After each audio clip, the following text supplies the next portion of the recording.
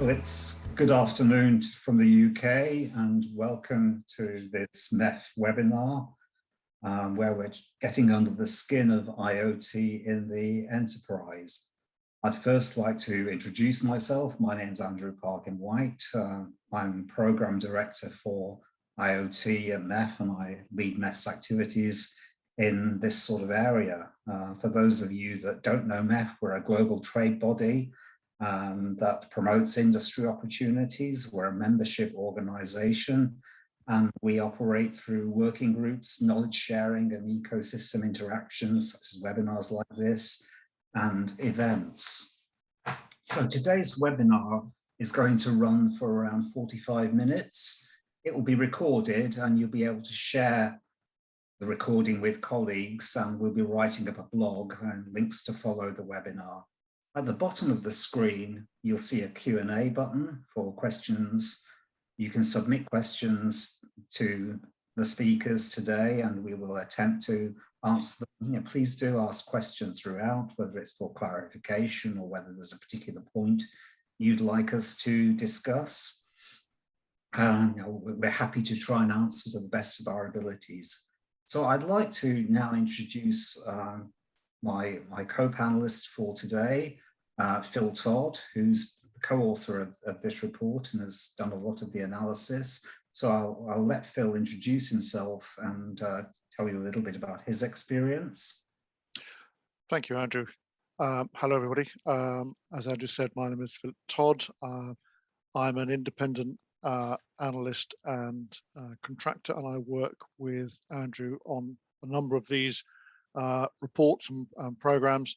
And today, particularly around the Enterprise IoT, where I've looked after some of the survey analysis and really getting under the skin of the enterprises and what they think about IoT, what their concerns are, what they're going to be doing in the future, and all those sort of interesting issues. My background is I've worked in research, consulting and analysis for about 25 years or so for a number of the big research agencies worldwide, and also I've spent some time at companies such as The Economist looking after their global research and things like that. So it's been a pleasure working on this with Andrew. Andrew, back to you. Thank you, Phil. So yeah, today we're going to be exploring the drivers, challenges, plans and opportunities around enterprise IoT. And this is a result of a survey that we undertook in June and July this year. And we had a number of goals when we set out doing this survey. Really, we wanted to understand where enterprises are now and what their plans for the future are in terms of IoT. We really wanted to get a demand side view of what's going on. And we wanted to increase knowledge of our members and wider community in what's happening in enterprise IoT in key geographies and segments. We wanted to understand what's driving the adoption of IoT and look at enterprise attitudes towards particular IoT platforms and technologies. Last but not least, we wanted to look at the enterprise view on suppliers and identify where opportunities lie for suppliers.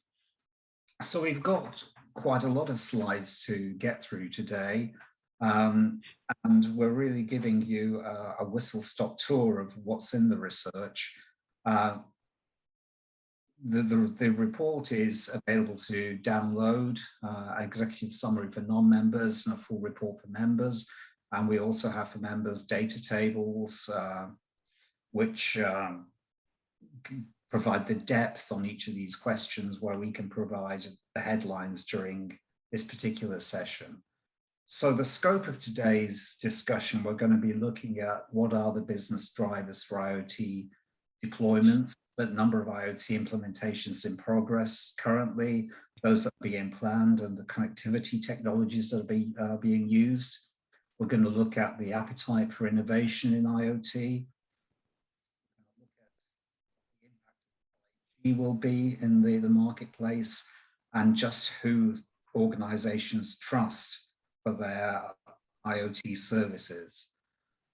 So in terms of how we went about it, we wanted a sizable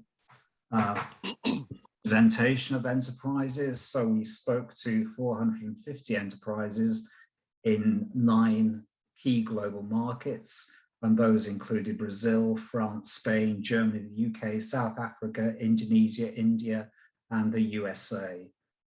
We wanted to speak to organizations that were already using IoT, and we knew that some of the particular segments that are of interest have heavily invested in IoT, segments like automotive, transportation, logistics, utilities, healthcare, manufacturing, retail, agriculture.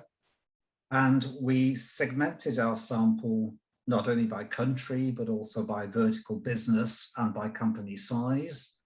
We had typically around 30 to 70 respondents per country. And the person we tried to speak to in those organizations would be the chief technology officer, the chief digital officer, head of IoT, head of digital transformation, and their direct reports. The fieldwork was undertaken by our partner agency, Thinker Media, and MEF, or Phil and myself, did the analysis of the survey and came up with the findings and wrote the report. So I'm now going to let Phil take the steer as we talk through our key findings on IoT business drivers. Thank you, Andrew. I would emphasize the point that Andrew just made, that given the depth of data we've got out of the survey, by country, by company size, by vertical, etc. What we're showing you today is really just sort of a cherry picking of some of the more interesting splits from the data, and I would urge anybody to go and look at the data itself to really grasp sort of the depth of insight that one can draw out of that. So this first section looks at some of the key findings on IoT business drivers. Why are companies thinking about IoT? Why are they deploying IoT? What is it that's making them go down that road? And so this slide just picks up on 5 of the key findings, which we'll dive into in a bit more detail in the following slides. First of all, we can understand that the key driver for enterprises using IoT at all is simply to get a business advantage. And we'll look at a range of other drivers that were in play as well, but it's all about getting business advantage, really. Security and over-the-air upgrades, that's some of the key requirements that enterprises see in terms of what they need from IoT beyond the obvious connectivity issue.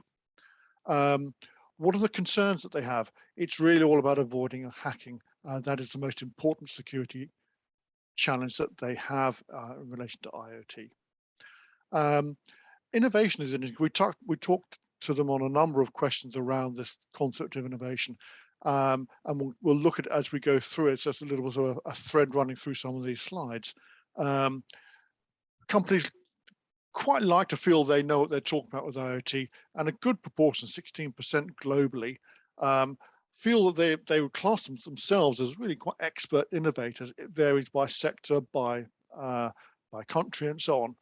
And yet, although there's a lot of feeling of being innovators, when push comes to shove, they're not entirely comfortable with that, with actually having innovative solutions. So there's some interesting sort of tension in that as well. And the last area we looked at was the impact of COVID, very topical, of course. And it, as everybody would know, COVID has completely changed what companies are having to do with IoT. It's changed how they're looking at their business and brought forward some plans and changed other plans significantly or completely. Andrew, next slide, please. So let's look at the IoT drivers. What is it that's pushing companies to think about IoT as a deployment? And as we said just now, it's really all about business advantage. And you can see the range of issues here that we looked at, from business advantage, process improvement, security, prevention of fraud, all the way down to one more towards the bottom of the table. And I think the thing to take away here is that although business advantage is top of the list, there's not a lot to split between that and process improvement, need for increased security, prevention of fraud, and so on. There are a lot of quite important drivers going on there. And I think it's more telling if you look down towards the bottom of the table, where you can start to see that improving customer experience, that's not really so much of a driver, surprisingly. It's all about business and getting the business to work better, to be secure, rather than directly providing a customer experience. Of course, no one would say they want to provide a worse one, but it's interesting that it's not really the driver in itself. And the other point I'd draw on there is that cost saving. It's not about cost saving, it's about business and getting it all to work well and work better, as opposed to saving money directly up front. It's all part of the mix, of course. None of these are standalone drivers, but it's quite interesting when you start to seek to split these apart a bit as to what's going on. So moving on into how we can slice this up. As Andrew said, there's a lot of data here.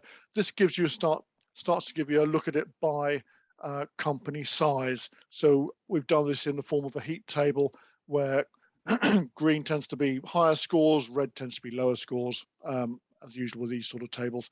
And I'm not going to go through all this in great detail, but there are some broad trends when you look at the table sort of overall, that smaller companies tend to be focused on just one or two main drivers, and it's really all around, as we said, business advantage, a bit of process improvement and security. That's really where they're focused on. But as the company size goes up towards the right-hand side of the table, there's more and more green, which is quite interesting, that as you get to larger companies, it's not one driver. It starts to be all these drivers, really, with the exception of improved customer experience, as we said earlier, down at the bottom there, as you get into the reds and pink tones. So there's much more going on in larger companies, which is interesting from an opportunity perspective for companies looking to provide this, even for connectivity providers, that there are many more touch points that you can have with companies around what their concerns are, what their needs are from an IoT deployment. But I would urge you to look at the data because it allows you to drill into this in many more ways. What do companies need beyond just connectivity, given that that's a given? So what else is it? There are a number of issues here. They're all reasonably important, but there is some differentiation. And security and over-the-air upgrades are top of the heap, really, in terms of what's wanted. Security is always going to be in there. No one's going to want to deploy something that increases risk. Everybody wants to do all these things, as in any sort of aspect of digital transformation, really, in a secure way that doesn't create risk. Down at the bottom, I think, is interesting. Again, I think with these tables, it's interesting to look at the top and interesting to look at the bottom. Down at the bottom, IoT analytics. I think that's quite interesting, that it's not really what people are looking for. And I feel partly when you sort of mull over the data at some length, it's really that IoT analytics is quite a complex box of things to look at. And it rather depends what you want to get out of analytics as to the value it can deliver. And I think it's the sort of things that companies need to think quite carefully about in terms of what does it help us do? Do they really understand the value of the analytics and how that can impact other parts of their business? So there are things going on there, but again, this should get reflected into how players in the ecosystem start to engage with companies. What do they need beyond the connectivity? What's top of the list in terms of things to talk to them about that they need some hand-holding with, or some comfort with, or just some input to their thinking of how it gets deployed. So if we move on to the importance of IoT security challenges, it's really all about avoiding network hacking, and building in that network security. Those are the biggies in terms of security concerns, if you like, from companies. There's an element of physical security as well as signal security, cellular security in here as well. And again, if we look into the data itself, you can see that larger companies face the more diverse security needs, as one might expect. They've got many more fronts out there in the market and technology frontiers, as it were, where they are open to issues. And again, we can look at this in terms of country as well. Biggest security challenges seem to be in Brazil and South Africa, and to some extent India, and other countries less so. So there's interesting nuances in terms of the data there. But again, you can look at this in terms of vertical sector as well, just to understand sort of which companies and which sectors tend to see themselves as more at risk and needing to think about security challenges. So you'd see that in automotive and companies like that, really. That's where one would look at. So moving on to IoT knowledge. This is quite interesting, I think, because we asked companies, the respondents, who are all CXOs, CTOs, or their immediate reports, how would they consider themselves in terms of that level of IoT expertise? No one's going to really say we don't know anything at all, hardly anybody. So most people tend to say we are at least good, if not at an advanced level, that middle band of green on the table there, an advanced level of knowledge and implementation. Bearing in mind that these are people in the survey who are responsible for this, they've all got feel they have some level of experience in this. And towards the left hand there, the lighter green, people who would self-classify as expert innovators, leader in their sector, which is quite interesting. So you're going from 12% for transportation, all the way up to you've got 16% for retail and wholesale, 20% for automotive manufacturing. So there's a reasonable slice of sponsors there who see themselves as really knowing what they're talking about, which is interesting, because if we go on to the next slide, to what extent are you comfortable with really innovative solutions? Generally, it's less. So although there's a level of expertise and that people see themselves with, when this comes to actually implementing, there's a bit more caution, I think. So you'd see, instead of being completely open to new solutions, you can add into that liking taking the lead, but that's not quite the same as being innovative. And the one sector I think which I would draw attention to is that of agriculture, where in the previous slide there are 15% of respondents in that sector thinking themselves as being expert innovators. 22% would actually go further and say, we'd love to have a really innovative solution there, which I think is quite an interesting part of the market to look at. But again, we can look at this in different ways, but I think understanding the concern, not the concerns, but the level of knowledge that people are comfortable with helps frame conversations that ecosystem players can have with enterprises out there in the market as to where to pitch the conversation. Is it really expert, or is it a notch below that, perhaps? So you need to present yourselves as being able to handle innovative solutions, but actually not everybody's quite as comfortable as they might say. So there's some interesting aspects of the conversations to be had there. We then ask companies about where policy is set within their businesses. And across all these sectors, you can really see that it's set by management boards and technical departments. That's really where it's all happening. That's where it's going on. It's not really product management, although you do see in automotive manufacturing systems that they've got a bit more say there. And poor marketing and customer experience doesn't really figure very strongly in this. It's really driven by the management board setting the agenda, the technical department setting more of the detail, I suspect. That's how it's going to work here. And there are those nuances to look at in terms of vertical sector if one is providing to certain sectors. So that's quite interesting as well. And the last area we looked at, as we said at the start of this section, the impact of COVID. I think it's fairly common knowledge that it's impacted most enterprises in a more significant way than they would have ever anticipated. And you can see here the dark blue bars coming in from the left. This is proportion of companies who have significantly or completely changed the urgency and change in their business.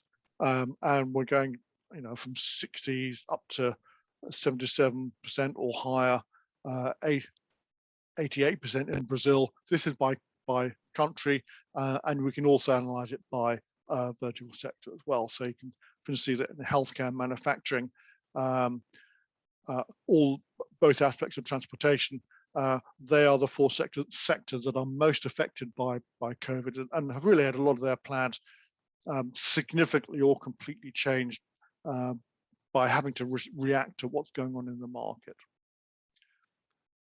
So moving on, that takes us to the next section on applications and technology, where Andrew is going to pick up and run through this section. Okay, so in this section, we really had a number of goals. Firstly, we wanted to see what was happening with IoT now and see where the growth was going to come from. And we also wanted to understand what was happening in terms of technology, both existing. So the five key findings that came up, globally, we're seeing around 63% of enterprises will see their IoT implementations grow by at least 5%, and the strongest growth was recorded in the automotive sector. In terms of technologies, we were quite surprised by this finding that 94% of organizations are still using 3G and 75% of organizations are using 2G. This is the current picture. As time goes by, this will change. And a few sectors are planning to use 2G, 3G at all for any future applications. And they're moving to 4G technologies, or they already have them in play, but will move more of their connections to these technologies. And 4G NB-IoT was the most popular technology that was named. When we asked organizations about 5G, 66% of organizations are already evaluating, or they have active plans for 5G and their IoT deployments and rollouts, and 3% of organizations have already begun using 5G. The leading features that they were looking for that are catching companies' attentions are higher bandwidth and virtualization, with latency appearing as the least important attribute, which again quite surprised us when we were analyzing the research. So in terms of one question we asked is, how many live applications do you currently have? And reading the chart from left to right, it's 1 in light green, 2 in blue, and 3 in the lighter green. So typically, the global average was 1.7, if you can have 0.7 of an application. The USA leads with 2 live applications, with India close behind at 1.9. In terms of sectors, it's the utilities, automotive and retail and wholesale that have implemented 3 or more live applications, and storage and logistics have the fewest applications. So that gives us an idea of where they are now. We're now looking at where they're going. So how many IoT applications do you currently have in development, ranging on the left-hand side from none to 3 on the right-hand side. As a total, we have a mean of 1.2, again, 0.2 of an application currently in development, which is really sort of showing that the rollout of new applications is slow and may have been affected by external factors. We said COVID's potentially transformed the business, but it can also have had an impact on investment. So we're seeing most sort of activity around manufacturing and automotive in terms of uptake of new applications. And interestingly, around 1/3 of agriculture companies are planning no applications, and 30% of utilities are recording none in development at present. They've either got what they want and have no further plans. And if I could say something in there, I think an element of this is also being much more wary on spending at the moment. I think companies in a lot of sectors are being quite spend risk averse, as it were. So they want to be absolutely sure that what they are spending is A, essential and is on their roadmap, and B, is going to return some money in terms of increased sales, increased market, better competitive share, and all this sort of stuff. And I think it's just an aspect of business at the moment that we're all fairly familiar with. That it's got to wash its face, as it were, in terms of delivering for the business. And I think that makes it look at, well, we'll do one application or maybe no applications until we're absolutely sure we can spend the money. Yeah, no, caution is definitely the key word at the moment, I would say. I think that's right. Yeah. So, we wanted to know, what's going to be happening. We were in a marketplace where analysts are forecasting 25 billion connected IoT devices by 2030. So where's this growth coming from? Yes, it's going to be coming from new organizations, new enterprises, consumer applications as well. But we wanted to find out what organizations' longer term plans were for IoT. And we asked them how are they going to grow IoT in the next 12 months, and ranging from left to right on actually reducing the number of services, staying the same, growing by 5%, 10%, 25%, or more than 25%. Now, as Phil just said, caution is a key word, and companies are definitely taking a pragmatic view. And it is really being driven by business needs and having a particular IoT roadmap. The good news is that globally, 63% of companies expect their IoT implementations to grow by at least 5%. And the strongest area of growth is in the automotive sector, where 79% of those surveyed expect at least a 5% growth and 35% expect a 10% growth.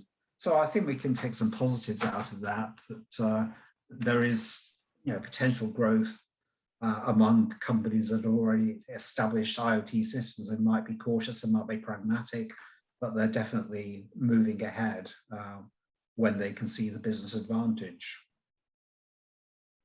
In terms of growth, unsurprisingly, it's going to be the larger companies that are driving this growth. This is the same chart again, but split by organizational size. And at the top of that, we have the large enterprises, and I would see that the growth is much more pronounced there. And in fact, some 68% of firms with over 5,000 employees expect to see at least a 10% growth in applications. The smaller companies, again, unsurprisingly, are least likely, with around 40% not expecting to see growth in the next 12 months. If we look at it on a regional or country basis, again, sort of quite surprising results. In terms of particular countries, Brazil and India are leading the pack in IoT growth. So 75% of Brazil and 70% of companies should be India rather than Indonesia, expect their IoT applications to grow by at least 5% in the next 12 months, and the growth is even more marked in Brazil. It could be a reflection of market development. For example, we see that Germany, the growth is lower, with just under half of organizations expecting their IoT implementations to grow by 5%, and only 14% seeing a 10% growth. It could be a reflection of maturity in the market, but it's certainly something that when we look at the results, we can dig deeper on a particular country and enterprise size basis. I think that also, the only other comment I would add there, that's the viewpoint, sort of a snapshot in time, isn't it? And I think if you looked at it again in 6 months' time, because the economics is changing and performance of countries is changing, so I think as we come out to some extent of the impact of COVID and people and the consequent risk that people are averse to, as that starts to diminish a bit, people say, we've got to do something, can't do nothing forever. This sort of forward view will actually change and evolve, and one would hope and one would think become slightly more positive as time goes by. Yeah, no, I agree. We've done the research in what is quite an uncertain market in uncertain times. Yes, yes. So yeah, I think if we do the research again in another 12 months' time, I think we'd see results which are going to show far more optimism and growth. I would think so. So we then turned our attention to technologies, and we asked enterprises of all sizes, what cellular connectivity technologies are you currently using? And here's the graph on a global basis. And again, as I mentioned in the introduction, we were surprised that 94% of organizations are still using 3G and 75% are using 2G. And this is clearly interesting because there are moves in some markets to sunset those older technologies, or even regulators calling for those networks to be closed down. I think interestingly, outside of cellular, Wi-Fi is still important. 70% of organizations are using that. And there's also quite a proliferation of non-licensed technologies, the LoRaWAN and Sigfox. In terms of 4G technologies, NB-IoT is the most popular one, with 4G LTE-M in use by 19% of enterprises. That's kind of looking at the global level, looking at where we are now. We've got rather a busy slide here, but this gives us a very different picture of what's going on. I think, rather than try and absorb all the detail on this slide, I think we draw your attention to that top green line, which is 4G NB-IoT. And that's definitely dominating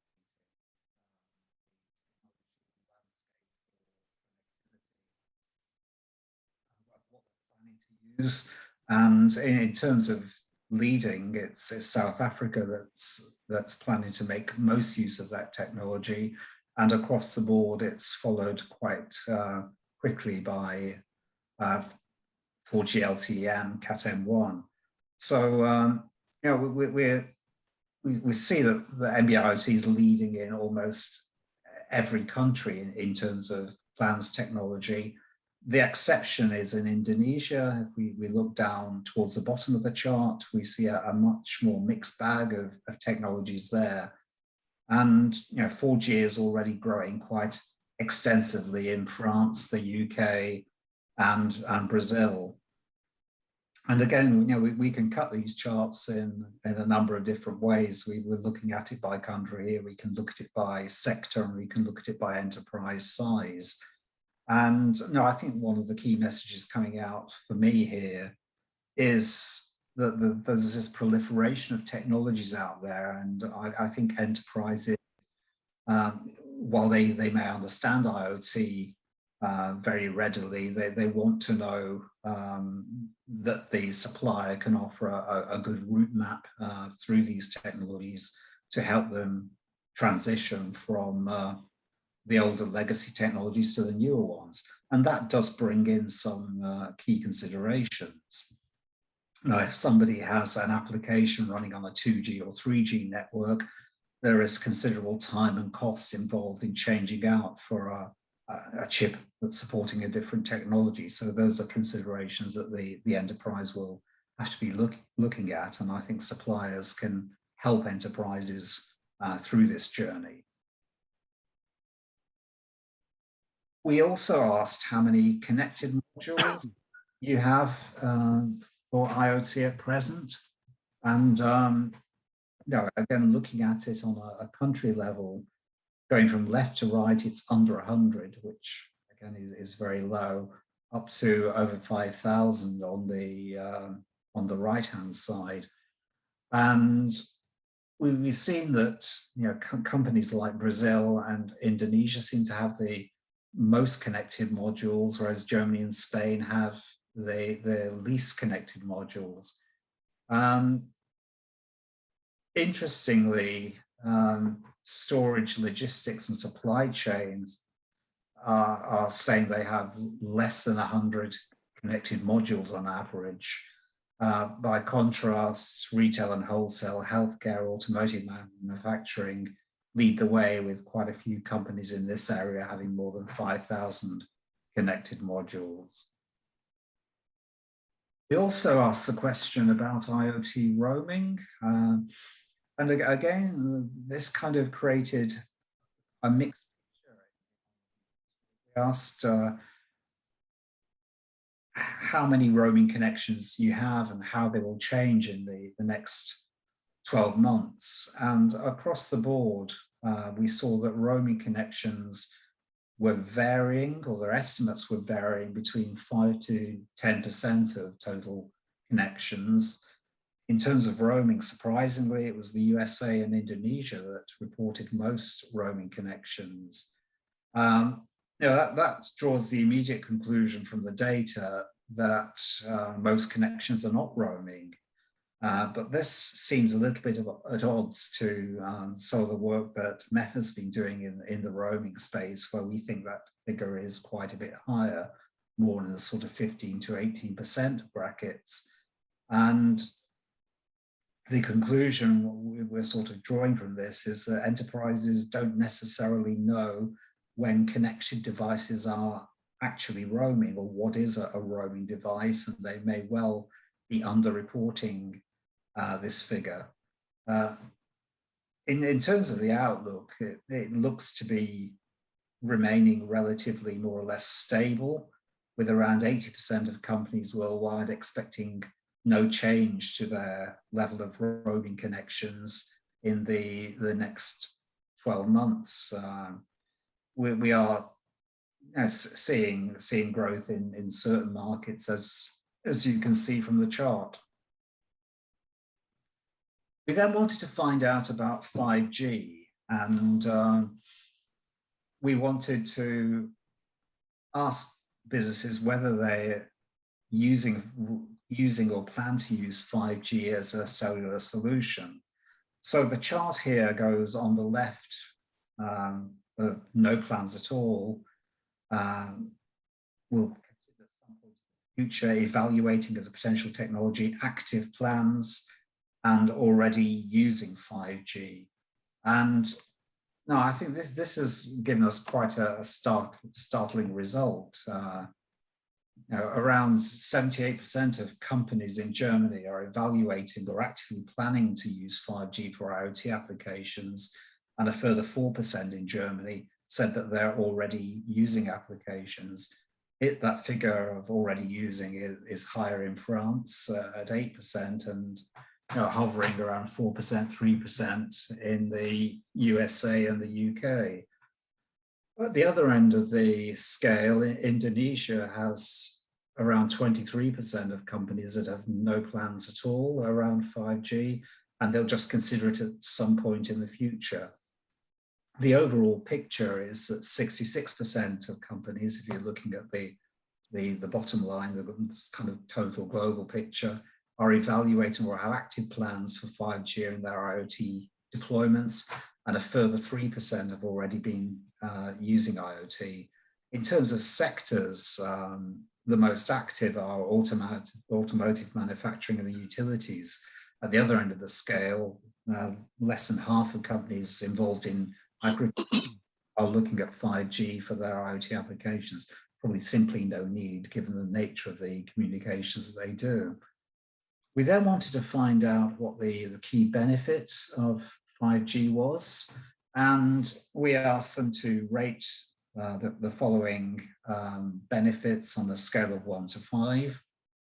And this is the global result. So the most important attributes came out as higher bandwidth and virtualization. I have to say on this chart that there is not a wide variation between the lowest and the highest, but the relativity is important. And bandwidth is the most important front runner in most countries.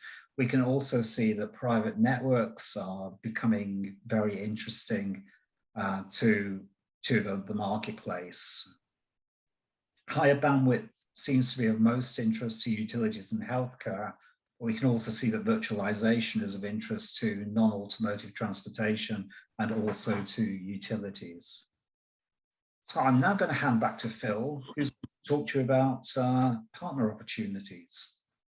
Thank you, Andrew. I think it's an awful lot of, we've sort of cantered through at some speed here, but I think it gives a good overview of sort of the depth of information that there is within the survey. So the last section I want to talk about here today is just looking at what does this all mean for partners in the ecosystem looking to work with enterprises. Where are the opportunities? What does that look like? What are the nuances of all of that? And again, in our usual sort of chart format, there are 4 or 5 key findings that we can talk through. We asked about who enterprises would see as the most trusted IoT partner. And there we're looking at top of the pile being mobile network operators. 89% of enterprises trusting them, and we'll look at this in a bit more detail in the next slides. What are the most important supplier qualities?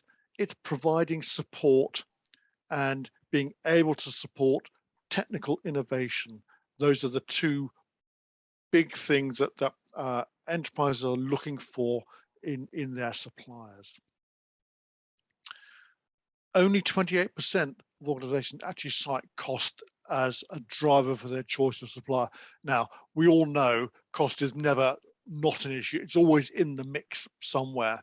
But I think the fact that it comes out so low, relatively when you do this sort of research for other sort of services, there's sort of a little constellation of issues that all need to be addressed, really. There's cost in there. There are other things as well which we'll look at, but it's not purely a cost argument. We asked again about innovation. If you remember, we talked about this earlier as well. Technical innovation from suppliers is most important to companies in Indonesia, Germany, Brazil, and France. They see themselves as being open to that sort of an approach of pushing the edge a little bit. But as we saw earlier, there are some tensions, if you like, around do we really want innovation? If we understand it, do we want to go down that road or not? And lastly here, we looked at what are the essential requirements from suppliers to all vertical sectors. And there are 3 big things here that suppliers need to think about in terms of what are they absolutely got to tick the box on. And that's to do with being able to integrate all elements of a solution for enterprise, being able to provide that end-to-end complete project, the whole thing, and beyond the implementation of the project, being able to offer ongoing support. That's seen as, so it's not sort of there's your application, thanks and goodbye, but they want to, I feel like it sounds a bit old-fashioned, but that sort of supplier relationship, so that there's an ongoing communication, ongoing interaction with that provider on a longer term basis. So if we just look into these in a little more detail, the first one we talked about, as we just said, was about trust. Now, the first thing you can say when you look across all these, they're all sort of trusted. No one falls off the bottom of the chart really, but from 3.9 out of 5 to 4.3 out of 5. No one there is really bad, but mobile network operators clearly are top of the pile in terms of being trusted providers of solutions. There are some differences inevitably as you start to dig into some of these things on a segmented basis. There's some small country preferences that emerge regarding trust in MNOs, but we also note that the USA trust is much more even by type of organization, as they'd really be happy to talk to anybody. When you look at countries such as South Africa, systems integrators are less trusted. More significantly, they're the bigger differentiation down at the bottom of that pile. So that's quite interesting in terms of who is most well positioned at the get-go for talking to companies. So we asked about what are the criteria that enterprises will use to evaluate potential suppliers of IoT solutions. Now here we're looking at the global picture. Being able to provide support, it's ongoing support and a bit of technical innovation. And I suppose you can look at the third one there. The business model and terms of engagement are all important, but being able to provide that ongoing technical support is really the most important criteria. The only thing that I'd say when you look at, again, I always think it's valued to look at the bottom of the chart as well. Is it important that they're recommended by other customers? Not really. I think a lot of companies see their implementations as different to anybody else's. So being recommended doesn't carry necessarily a lot of value. It's a nice to have rather than a must have. As we said earlier in that first chart, cost, only 28% of companies use this as the most important criteria. What they want is to get right in it to work and to have that ongoing support. And if it costs a bit of money to do so, that's fine. It's always in the mix, but people don't want a cheap solution that then doesn't work. What they want is a solution that really helps their business gain advantage. If you think right back to the start of what we're talking about, why do companies want to deploy IoT? It's for business advantage. And that really is by working with a solutions provider on an ongoing basis that really helps them achieve those aims, as opposed to simply giving them a cheap solution. So you've really got to look at sort of all aspects of the survey to see why these things are coming out on particular questions. So if we go on, next slide, please. Again, a busy slide, and again, I'm not going to talk through this in detail, much like Andrew did just on his earlier chart. But what can suppliers do to support an enterprise's IoT deployments and aspirations? And there's a whole range of things in here, from sharing risk, providing cost-effective solutions, using recommended approaches and technologies. There's 6 things there altogether. But when you look across here, you can see just by looking at the overall shape of the chart across all these countries, there are 3 essential requirements for suppliers across all vertical sectors. And these really are to be able to integrate all aspects of a solution. So being able to be the natural home for the whole of that solution for a particular enterprise, not saying you have to somebody else involved, whatever. They want that one supplier to be able to be the home of that application and solution for them. Part of that same thing, they want that supplier to handle the whole project. Now, in practice, suppliers subcontract other bits and pieces inevitably, but they want a single point of contact. They want someone to look after the whole thing. And that ongoing support, when the project is done, it's finished, they want that supplier still on board for those niggling problems that may arise. They want to think about how do we develop the application? What comes next? Are there extra bolt-on bits that can be looked at? So that's quite an interesting and reflects an ongoing opportunity for suppliers to work with enterprises, not just on a single product, but to help them on their business journey, if you like. It's interesting what is low down in terms of these various things that they can provide. It's that sometimes you see this sort of thing where it's to do with risk sharing. It's not it's the least most important. On this chart, it's the orange bar you can see jiggling around the bottom of each set of countries there. It's not really seen as particularly important.